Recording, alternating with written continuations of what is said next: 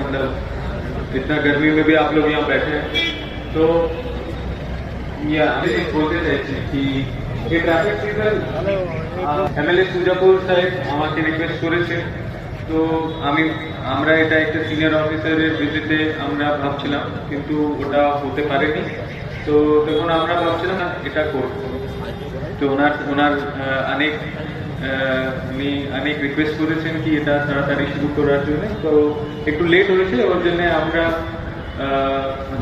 আমরা অ্যাপোলোজাইজ করছি।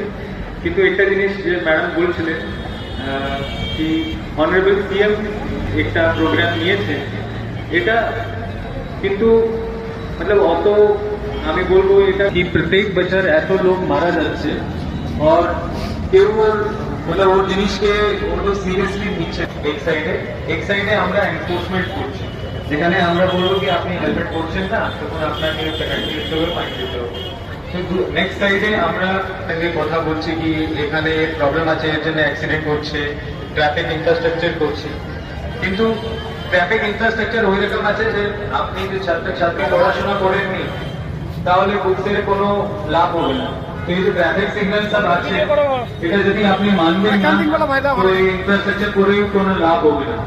তো আমরা ওটাই রিকোয়েস্ট করতে চাইছি কি আমরা প্রথমে ইনফ্রাস্ট্রাকচার ক্রিয়েট করি, কিন্তু তারপরে আমরা এটা এনফোর্স করতে স্টার্ট করবো কি যে ভায়োলেট করছে আমাকে আমরা ফাইন করবো, পেনাল্টি করবো। যে লাইট হারাচ্ছে ও আপনার রিলেটিভ আছে, আপনার লোক আছে, আপনি পার্মানেন্টলি मतलब বাড়িতে যাচ্ছিলাম, তো বেশি অ্যাক্সিডেন্ট কিন্তু 1 to 2 কিলোমিটার রেঞ্জে যে ট্রাভেল করছে ওই হচ্ছে। তো আপনাকে এটা ভাবতে হবে, যখন আপনারা যে ছোট मतलब ছাত্রছাত্রী আছেন, আপনি আপনার হেলমেট পরে যাবেন, আপনি যেটা এটা করলে ছাত্রছাত্রীরা যারা রয়েছে তারা নিশ্চয়ই বলার চেষ্টা করবে। তিনি বললেন